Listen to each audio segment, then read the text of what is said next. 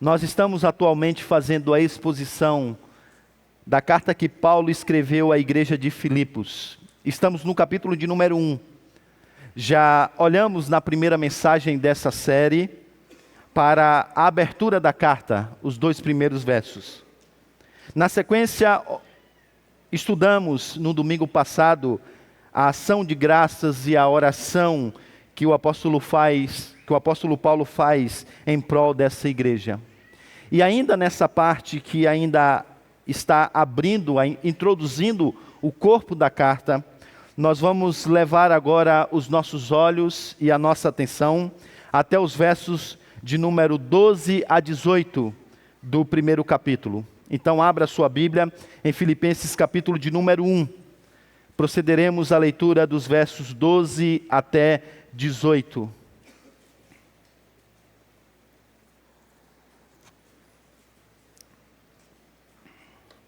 Filipenses capítulo 1, do verso 12 a 18.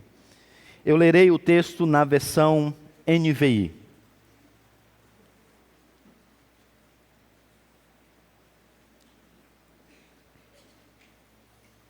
Filipenses capítulo de número 1, de 12 a 18.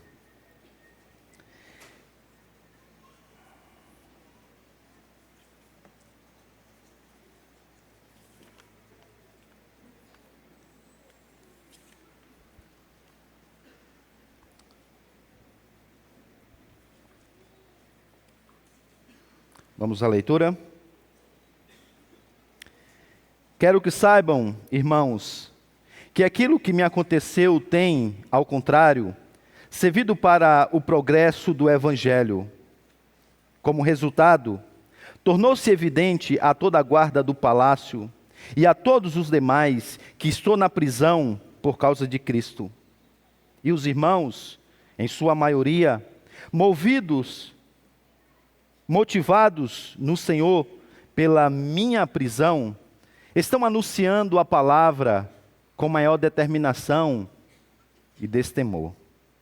É verdade que alguns pregam Cristo por inveja e rivalidade, mas outros o fazem de boa vontade. Estes o fazem por amor, sabendo que aqui me encontro para a defesa do Evangelho. Aqueles pregam Cristo por ambição egoísta, sem sinceridade, pensando que me podem causar sofrimento enquanto estou preso. Mas, quem importa?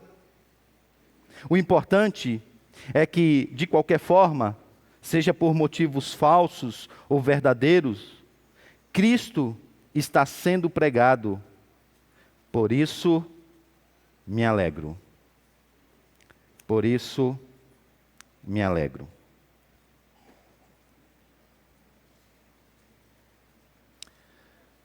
Um piloto jovem,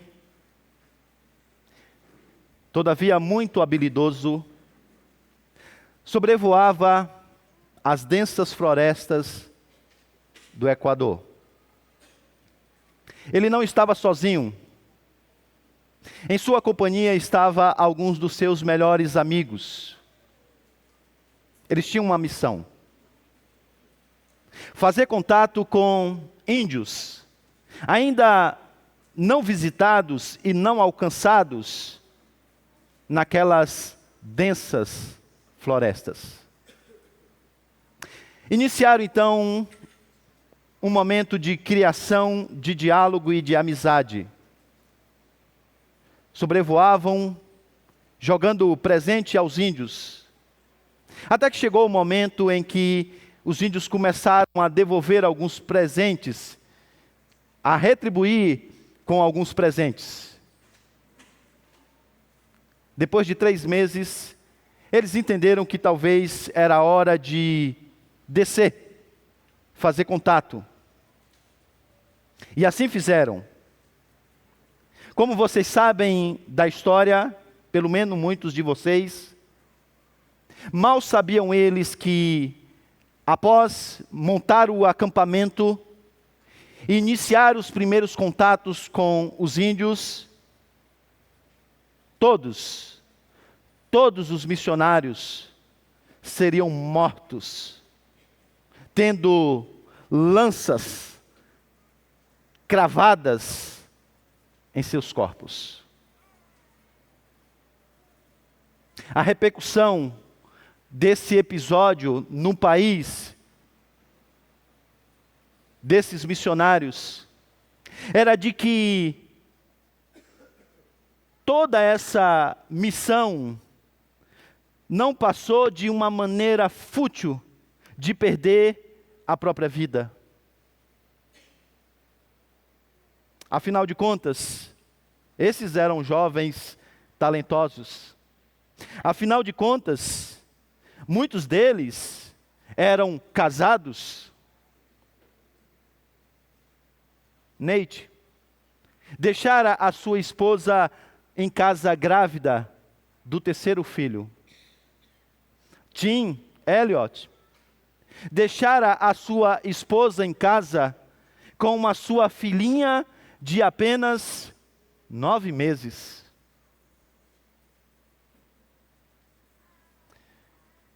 Alguns começaram a talvez dizer e pensar que essa não foi uma missão bem-sucedida.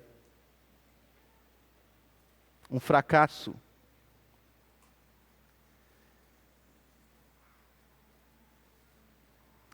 Para esses missionários,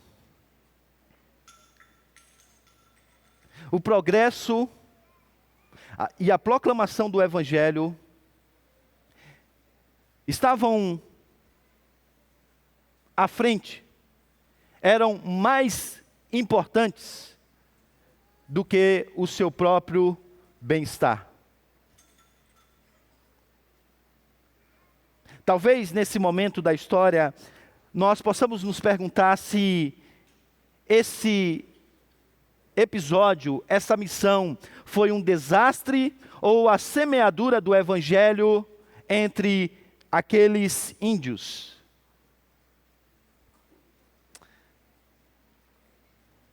Eu vou tentar responder mais tarde. Por ora, eu queria que você notasse, voltando agora à carta que Paulo escreve à igreja de Filipos, que o apóstolo Paulo está preso e a igreja está preocupada com a sua situação. Algumas pessoas já foram inclusive enviadas a Paulo com a seguinte pergunta: como você está? Há uma preocupação com o bem-estar de Paulo. Há uma preocupação de como ele está sobrevivendo naquela cadeia, naquela prisão. Está tudo bem, Paulo? Você consegue se alimentar? Eles te tratam bem? Os soldados são pacíficos ou são violentos com você? O que é que você está pensando e percebendo do seu próprio julgamento? Você está tudo bem, Paulo? Essa é a preocupação dos parceiros do apóstolo Paulo, dentre os quais se encontram os irmãos da igreja de Filipos. Outros estão olhando para tudo o que está acontecendo na vida de Paulo, e sobretudo a sua própria prisão, como sendo a prova de que o seu plano de talvez apelar para César não foi um bom plano. E que talvez até mesmo o fato dele estar preso é a prova do próprio juízo do Senhor. Então o apóstolo Paulo, seguindo o padrão das cartas, que depois de uma abertura, e depois de uma oração de ações de graças, ou uma saudação aos seus leitores, passa então agora a descrever o que está acontecendo com ele, o que é comum em uma carta. É evidente que os leitores querem saber quais são os últimos acontecimentos na vida de Paulo, e não há outro mais importante do que a sua própria prisão. E todos estão curiosos em saber como está Paulo, e se ele está bem.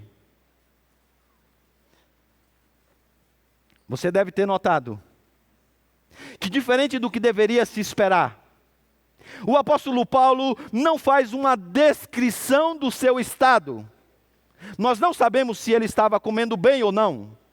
Nós não sabemos quantas refeições por dia ele estava recebendo. Porque ao invés de descrever a sua prisão, o apóstolo Paulo, de maneira incomum, ele interpreta a sua prisão. Ao invés de descrever a sua prisão, o apóstolo Paulo agora então interpreta a sua prisão. Interpreta os eventos relacionados à sua prisão. E o que nós temos aqui então, meus irmãos, é fruto de uma interpretação teológica da circunstância na qual Paulo se encontra. E é essa reflexão teológica da sua aflição em uma prisão que é o fundamento para tudo o que ele dirá nessa carta. E por sua vez, é então a base do seu contentamento alegre.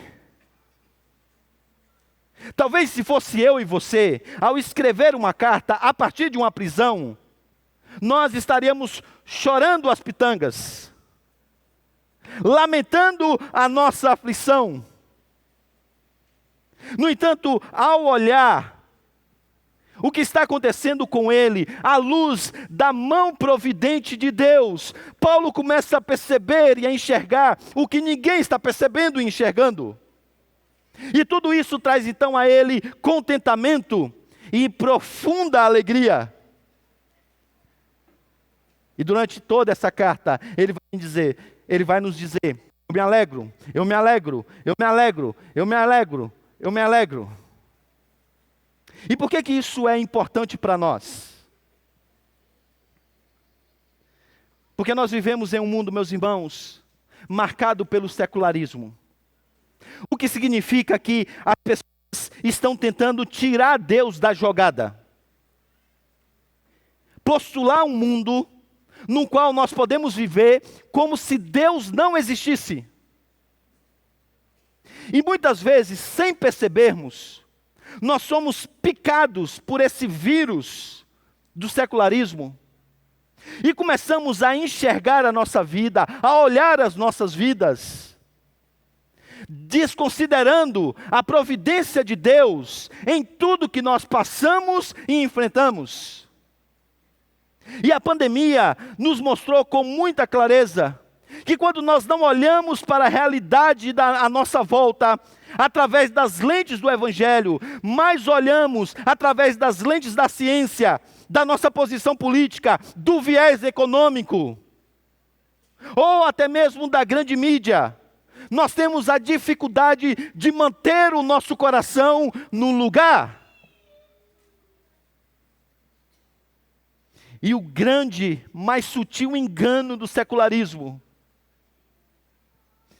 é que nós podemos ter uma hermenêutica do cotidiano que não considere a mão providente de Deus sobre tudo que acontece nas nossas vidas. E quando nós começamos então a olhar as coisas e analisar as circunstâncias e interpretar as circunstâncias com todos os dados que nós temos à nossa volta, mas deixando a providência de Deus em um canto da nossa análise, o nosso coração começa a se deslocar para outros lugares. Talvez essa seja a razão pela qual as pessoas estão buscando uma solução rápida, sem uma mudança profunda no coração.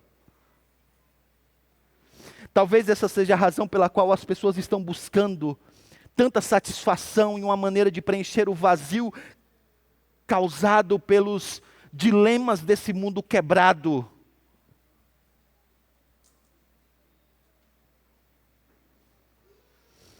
É a interpretação teológica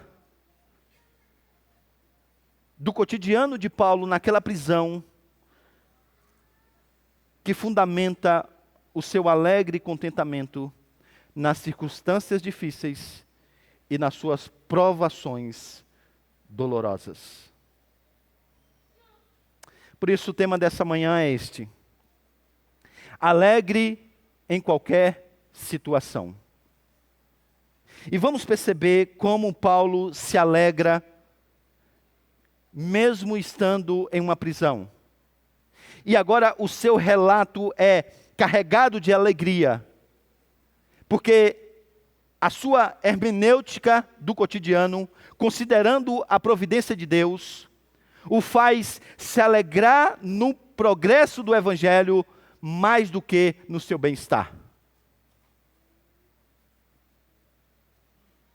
Veja o versículo de número 12. Quero que vocês saibam, eles querem saber como Paulo está. Vai tudo bem, Paulo? Como está o seu bem-estar?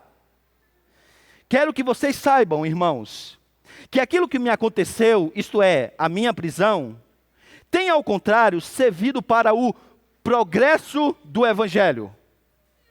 Eu imagino os irmãos agora quando eles leem esse verso. Talvez eles agora, com a testa meio franzida, eles dizem assim: a prisão não deve estar fazendo bem a Paulo. Porque o maior de todos os missionários, aquele que a marca do seu ministério são as suas viagens pelas cidades afora, para pregar o Evangelho, agora está preso, e o Evangelho está progredindo. Paulo, não faz sentido. Você está preso e o Evangelho está progredindo. Como assim? Ele diz, não, eu explico. Eu explico como isso é possível. E aí no versículo de número 13, ele diz, como resultado, isto é, da minha prisão, tornou-se evidente a toda a guarda do palácio e a todos os demais que estou na prisão por causa de Cristo. Eu não sei se você sabe, mas a guarda imperial era uma tropa de elite, mais ou menos formada por cerca de 9.000 soldados e administradores do governo, dos quais muitos moravam no próprio palácio do César, do imperador, e que tinha como principal função viver a serviço do imperador. Então nós estamos falando aqui da elite governamental do tempo de Paulo. Nós estamos falando aqui da maior força militar e política do tempo de Paulo. A força que está por trás do trono. Muitas vezes eles eram aqueles que orientavam o próprio imperador. O apóstolo Paulo, como sabemos pela história, está em uma prisão domiciliar. Porque ele é alguém que precisa de cuidados e de atenção, então guardas são colocados para serem algemados a Paulo para evitar qualquer tipo de motim e qualquer tipo de fuga. A troca da guarda se dava a cada 4 horas, 24 horas por dia. Eu não sei se você já visitou cadeia, eu já fiz isso. A pergunta que mais se faz a um preso é, por que você está aqui? Então imagine, grupos e grupos de soldados, chegando para Paulo e dizendo assim, por que você está aqui? E ele diz, sim, eu te respondo com o maior prazer em 4 horas. E enquanto Paulo estava preso a esses soldados, o apóstolo Paulo prendia esses soldados à verdade. E ele então começava a pregar o Evangelho e dizer que estava ali por causa de Cristo. Sabemos, à luz da própria carta que Paulo escreve aos Filipenses, lá no seu final, que muitos desses guardas se converteram. Eles voltaram para o palácio, e lá eles estão também pregando o Evangelho em todos os cômodos da casa de César. E agora o apóstolo Paulo olha para essa realidade, na qual ele está inserida por mais ou menos 2 anos, e ele diz, vocês não estão percebendo o que está acontecendo aqui. Pela sua providência, Deus me deu uma oportunidade singular. Afinal, essas pessoas não costumam frequentar as sinagogas. Afinal, essas pessoas não costumam frequentar as praças públicas. Mas aqui estou eu, exatamente no centro do comando do Império Romano, pregando o Evangelho. Você consegue perceber a possibilidade de várias portas serem abertas para o Evangelho através da conversão dessa liderança política? Ele diz: eu quero que vocês saibam que o Evangelho está progredindo. Eu estou preso, mas o Evangelho nunca esteve solto. E ele diz então que não apenas esses, mas os demais também estão ouvindo o Evangelho.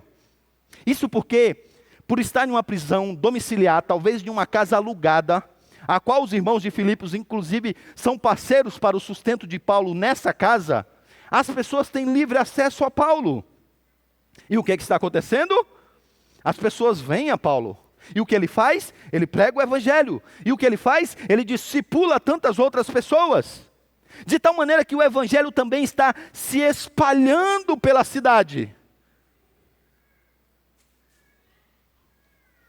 E você acha que parou por aí?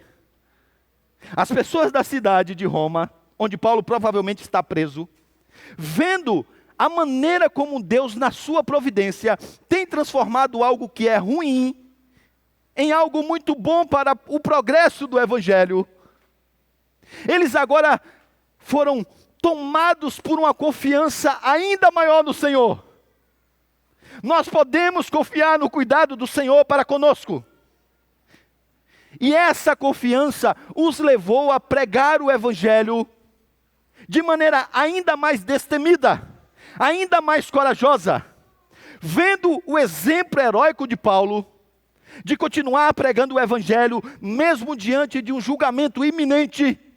Eles disseram: e a gente aqui livre, com a liberdade de ir e vir, com a liberdade de atravessar a rua da nossa casa e falar com o vizinho, com a liberdade de ir no supermercado para comprar as coisas e pregar o Evangelho, nós vamos ficar calados? Não! E agora o Evangelho está se espalhando pela cidade. As pessoas nunca tiveram tão empolgadas com a pregação do Evangelho. E Paulo diz: eu quero que vocês saibam que o Evangelho está progredindo, apesar do meu bem-estar. E por isso eu me alegro. Bem, o que isso tem a ver com a sua vida? Eu queria dizer pelo menos duas coisas nesse primeiro ponto. A primeira delas é que haverá momentos em que você será tentado a se concentrar nas circunstâncias dolorosas da sua vida, a ponto de ser escravo das suas emoções, produzidas pela aflição, e será tentado a não fazer o que Paulo fez. Continuar servindo com coragem, contentamento e alegria no Senhor. Nas noites escuras da alma, você será tentado a se tornar muito ativo nos seus planos de sair da circunstância difícil e muito inativo em continuar servindo ao Senhor. Foi um conselheiro bíblico que disse que hoje 90% das pessoas que buscam cuidado pastoral, elas fazem isso desejosas de se livrar do sofrimento. E ele diz que no passado as pessoas buscavam cuidado pastoral para aprenderem como elas poderiam continuar servindo a Cristo apesar do sofrimento. Deixe-me dizer para você uma coisa, e eu quero que você entenda, que você precisa combater a tentação natural de parar de servir a Cristo e se concentrar na maneira de sair do seu momento de aflição. E qual o problema disso? É que não poucas vezes, meus irmãos, a alegria está exatamente em continuar servindo ao Senhor. Li recentemente a história de um pastor de que quando as coisas não estavam bem, o que ele fazia? Ele ia visitar as pessoas. E ele voltava alegre, revigorado da fé em ver o que Deus estava fazendo no meio do povo. A maneira como Deus estava transformando as pessoas. E ele voltava para casa motivado. Há momentos em que você será tentado a se concentrar nas suas próprias circunstâncias dolorosas. Talvez ser escravo das suas emoções produzidas pela aflição. E perder de vista o contentamento e a alegria que está em continuar servindo ao Senhor.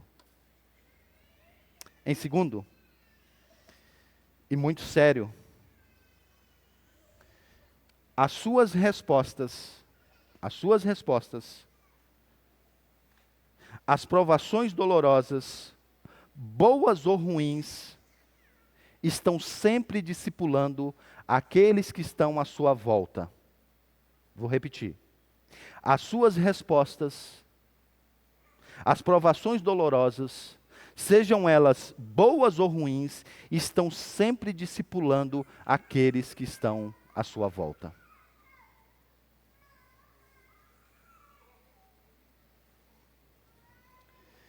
Você pode perceber o impacto que o testemunho de Paulo teve na vida dos irmãos de Roma.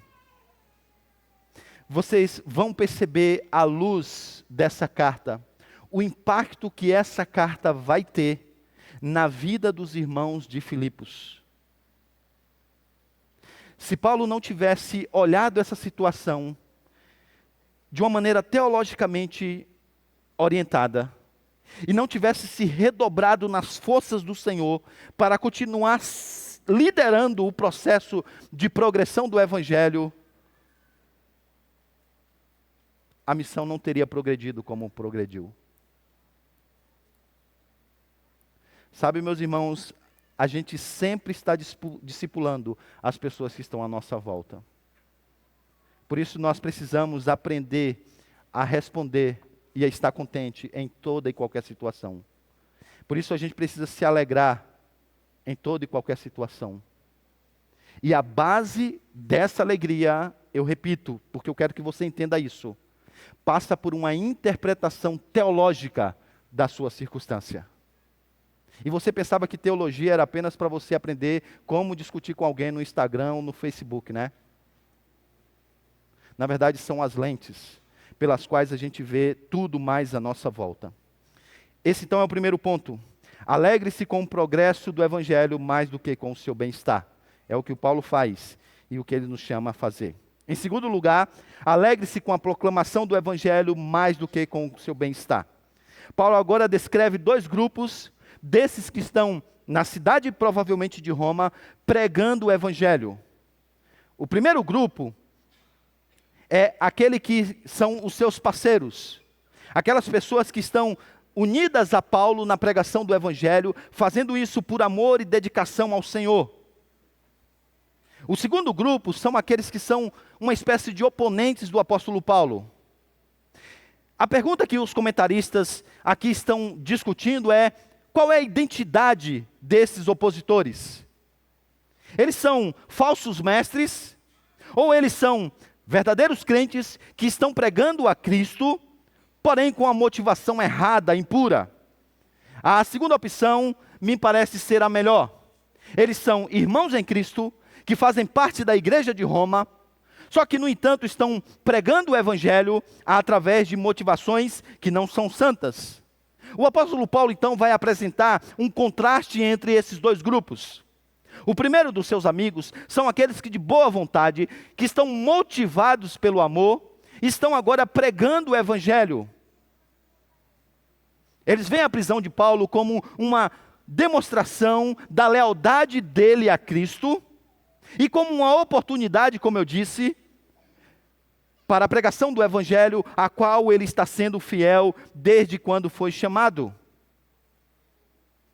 Então eles estão se juntando a Paulo em laços de amor para a pregação do Evangelho. Eles sustentam a Paulo, eles ajudam a Paulo, eles se uniram a Paulo na pregação do Evangelho.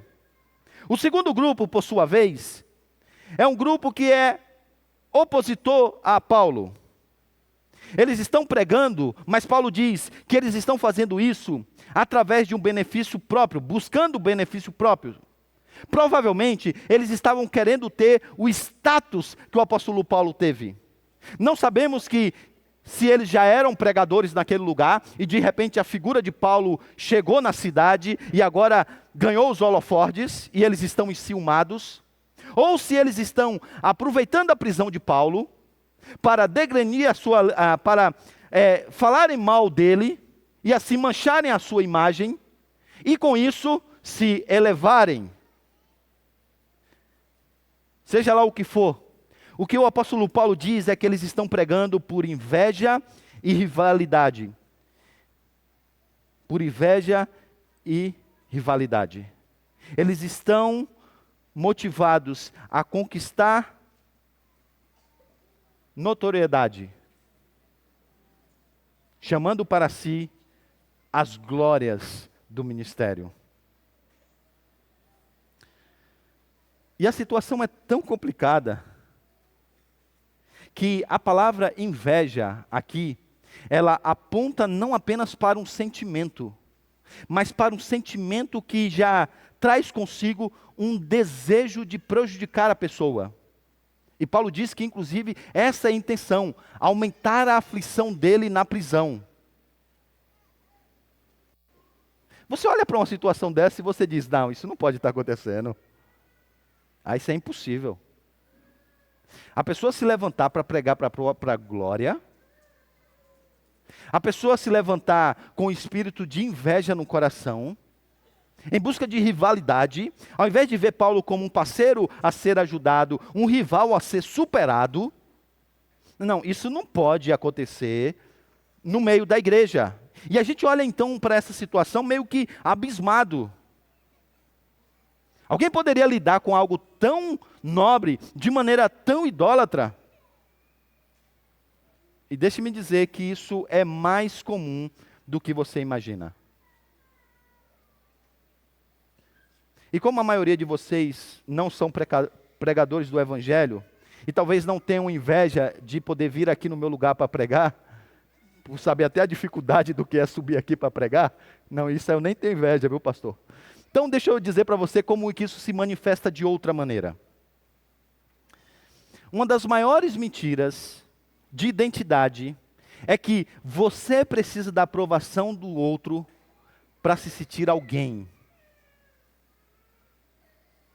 O que te leva, normalmente, a ser consumidor e consumido pela glória terrena. Vou repetir.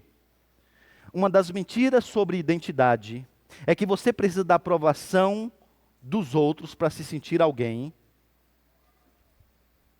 porque assim, supostamente, você vai alcançar a glória. E você passa então a ser consumidor dessa glória e consumido por essa própria glória. É por essa razão que não poucas vezes nós somos governados pelo desejo de agradar a outros. E talvez essa seja a razão pela qual a sua comunhão é seletiva, colocando-se sempre ao lado de pessoas de maior privilégio social. Talvez essa seja a razão pela qual você se sente um nada quando não faz parte de um grupo seleto. Porque para você, ser rejeitado é a pior experiência que existe nesse mundo que alguém pode experimentar. Talvez essa seja a razão pela qual você evita a confrontação, mas alimenta a bajulação. Talvez essa seja a razão pela qual você prefere ofender a Deus negociando a verdade, do que ofender uma outra pessoa falando a verdade. Talvez essa seja a razão pela qual você não perde uma oportunidade para contar os seus feitos grandiosos, esperando no final das contas ouvir aquele uau! Talvez essa seja a razão pela qual você, quando encontra pessoas novas, passa a maior parte do tempo tentando impressioná-las com a sua trajetória de vida. Talvez você pense que você precisa ser alguém para ser amado. que você precisa ser alguém de destaque para ter verdadeira satisfação. São o que esses homens estão pensando. O significado da vida está em ter a glória que eles veem em Paulo. Mal sabe eles que para Paulo, se alguém deve se gloriar, que deve ser em Cristo. Agora, eu disse a vocês que esse desejo de agradar a outros, a fim de se sentir alguém, nos torna consumidores e consumidos pela glória. E talvez em nenhum outro lugar isso fique mais evidente do que nas redes sociais. Ore sobre isso, porque talvez você esteja postando mais coisas do que você imagina com uma única motivação: mostrar a suposta glória da sua família perfeita, da sua casa bem ordenada e dos seus filhos bem criados. Ore sobre isso. Talvez você encontre no Instagram o espelho perfeito para consumir uma suposta glória que está sobre sua cabeça. Pelaquilo que você consegue produzir, pelaquilo que você é e pelaquilo que você faz.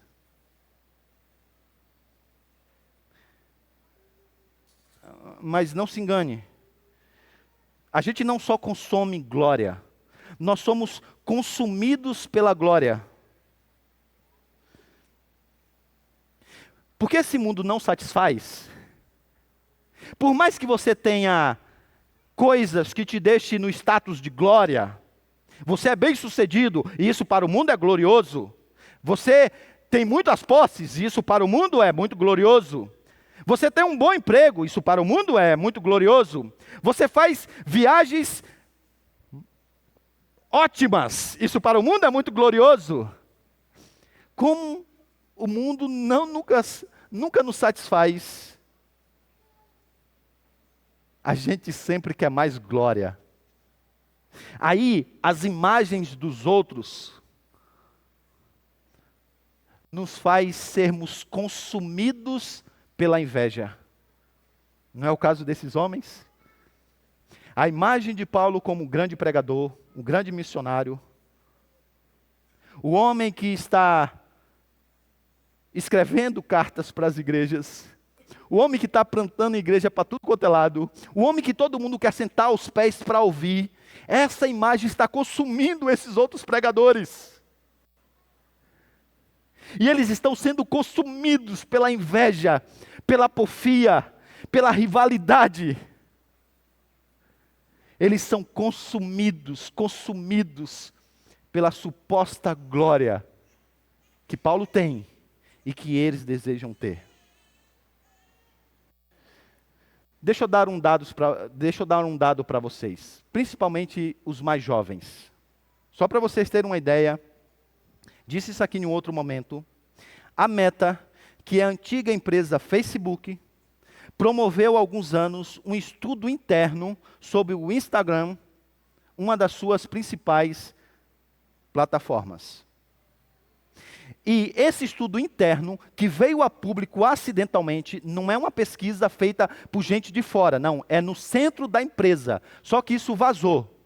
Esse estudo interno demonstrou o quanto o Instagram tem sido prejudicial para um grupo substancial de usuários, sobretudo os adolescentes. Sabe o que as estatísticas do relatório feito em março de 2022 apresentaram? 33% das garotas afirmam que quando se sente mal com o seu corpo, o Instagram as faz se sentir pior. 40% das jovens se consideravam pouco atraentes e começaram a se sentir assim no Instagram. O que está acontecendo com esses jovens e esses adolescentes? Eles estão sendo consumidos por uma suposta glória que eles veem diante deles o tempo todo.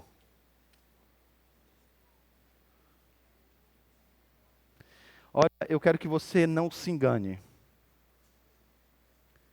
Você consome mais glória e é mais consumido pela glória do que você imagina.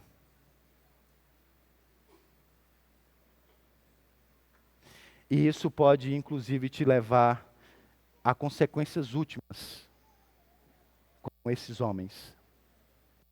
Fazer uma coisa tão nobre que é pregar o Evangelho. Fazer uma coisa tão nobre que é ser discípulo de Cristo no papel de discipular outros. Por inveja, essa é a motivação.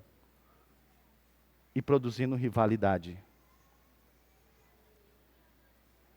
E aí a gente chega agora a algo que é mais impressionante do que essa atitude, que é a resposta de Paulo. Olha o versículo de número 18. Mas que importa, diz Paulo. O importante é que, de qualquer forma, seja por motivos falsos ou verdadeiros, Cristo está sendo pregado, e por isso eu me alegro. Mais uma vez aqui, tela azul, né, pra gente. Paulo está na prisão, as pessoas estão tentando produzir mais aflição a ele, estão pregando por motivos que não são justos, e ele ainda consegue ver algo que ele pode se alegrar.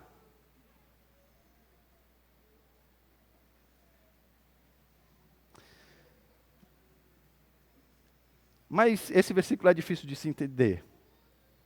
Alguém pode olhar aqui para ele e dizer, pastor, então pode igreja toda preta, que está pregando uma mensagem de autoajuda, desde que em algum momento o pastor fale de Cristo. É isso? Pastor, então quer dizer que pode uma igreja que passa 1 hora de louvor e tem 10 minutos de palavra, desde que em algum momento desses 10 minutos de palavra, ele fala alguma coisa de Cristo. É isso? Pastor, quer dizer que pode uma igreja cheia de misticismo, sincretismo religioso, legalismo, desde que em algum momento do culto, alguém fale de alguma maneira sobre Cristo. É isso que Paulo está dizendo? Não, não é. Não é. Paulo, em nenhum momento, ele relativizou o conteúdo da pregação. Ele exalta esses pregadores, apesar dos seus motivos, porque o conteúdo é a mensagem da cruz. O seu foco é nos motivos do coração para pregar o evangelho verdadeiro de Cristo. Então agora deu para entender, né? O que importa é o conteúdo, independente dos motivos. Não. Os motivos importam. Se Paulo mesmo, seguindo a Jesus, condenou tantos fariseus que faziam coisas certas por motivos errados, é evidente que os motivos importam. Aí você pode olhar agora e dizer, pastor, não entendi nada. Então nem eu. Terça, quarta e quinta tem estudo. Pergunta o pessoal lá do grupo. Sabe, meus irmãos, talvez o apóstolo Paulo esteja se colocando aqui como um exemplo a ser seguido para resolver um dilema interno dessa igreja. E você sabe qual é? Há 2 irmãs que estão brigando. E elas estão brigando provavelmente porque elas estão fazendo coisas por ambição egoísta, visando promoção, status. E ninguém quer ceder. E elas estão respondendo pecado com pecado. E talvez o apóstolo Paulo então esteja aqui dizendo e orientando essa igreja de maneira que, olha, vocês não podem seguir o exemplo desses pregadores, que estão fazendo as coisas certas, mas com uma motivação impura, fazendo por ambição egoísta, por vaidade. Ao contrário disso, vocês precisam fazer com humildade, considerando os outros superiores a vocês, não em um desejo de se tornar superior ao outro.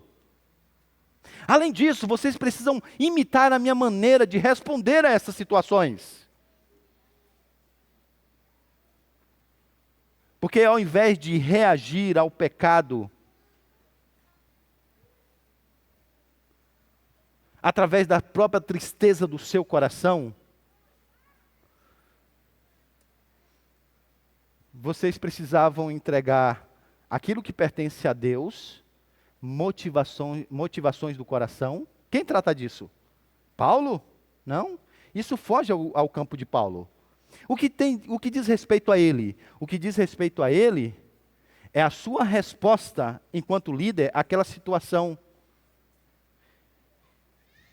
E a sua resposta é, gente, a resposta do autoesquecimento. É como se Paulo estivesse dizendo: a aflição, o desconforto causado pelos meus oponentes não é o centro das coisas, o Evangelho é. O avanço do Evangelho é mais importante do que os meus sentimentos. É como se ele estivesse dizendo assim: o meu bem-estar, os meus sentimentos feridos, a minha reputação atacada, as minhas motivações mal interpretadas, todas essas coisas, elas não vêm antes do Evangelho, elas vêm depois do Evangelho. E é isso que nos conduz à verdadeira humildade. Como disse C.S. Lewis no seu livro Cristianismo Puro e Simples, a essência da humildade resultante do Evangelho não é pensar em mim mesmo como se fosse mais, nem pensar em mim mesmo como se fosse menos, é pensar menos em mim mesmo. É o que Paulo está fazendo aqui, gente. Ele está pensando menos nele mesmo. Porque não tem a ver com ele.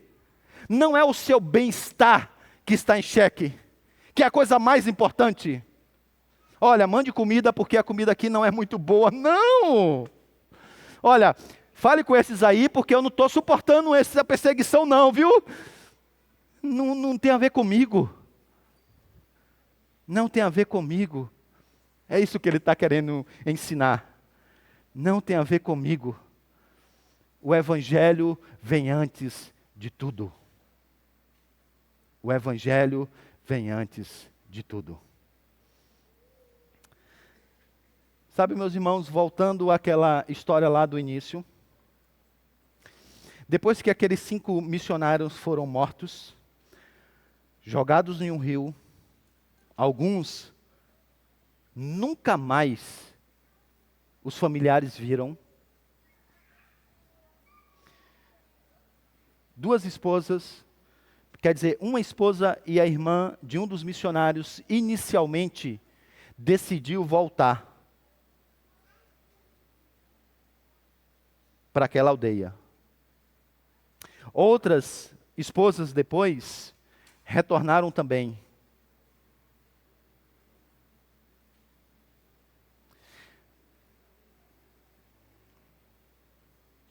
Elas começaram a evangelizar aquela tribo. Alguns índios começaram a se converterem. E sabe o que aconteceu? Alguns anos depois, o assassino de Jim Elliot, juntamente o mesmo que assassinou também Nate, agora batiza naquele mesmo rio a filha de Jim e o filho mais velho de Nate. E vocês sabem uma frase famosa de Jim Elliot, que ele escreveu antes de morrer, que entrou para a história das missões. Não é tolo aquele que dá o que não pode manter para ganhar o que não pode perder. Porque o progresso do Evangelho é mais importante do que o nosso bem-estar. Porque a proclamação do Evangelho é mais importante do que o nosso bem-estar. Meus irmãos, se por causa do Evangelho Paulo foi preso e morto, Se por causa do Evangelho, missionários como esses e mulheres de missionários como essas dedicaram a sua vida e colocaram em perigo a sua vida para o avanço e o progresso do Evangelho,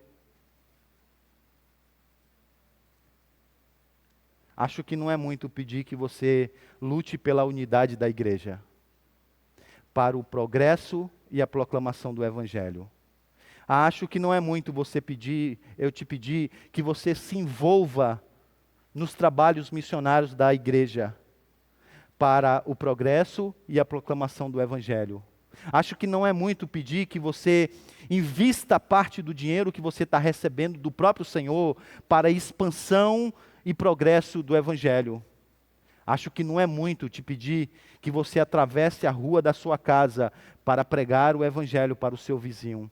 Acho que não é muito pedir a você que você chame um amigo do trabalho para jantar na sua casa e comece um diálogo intencional sobre a pregação do Evangelho. Acho que não é muito te pedir que você ame a Cristo mais do que o seu bem-estar. Mas você nunca fará isso se você não interpretar a vida à luz da história da redenção e do plano que Deus está fazendo nesse mundo na pessoa do seu Filho. Enquanto as suas lentes forem as coisas desse mundo, o que mais vai importar para você é o seu bem-estar. Você vai mudar de igreja se você não se estiver sentindo bem. Você vai quebrar a comunhão com irmãos se você não estiver se sentindo bem. Você vai colocar a sua agenda à frente da agenda da igreja, porque isso é melhor para você.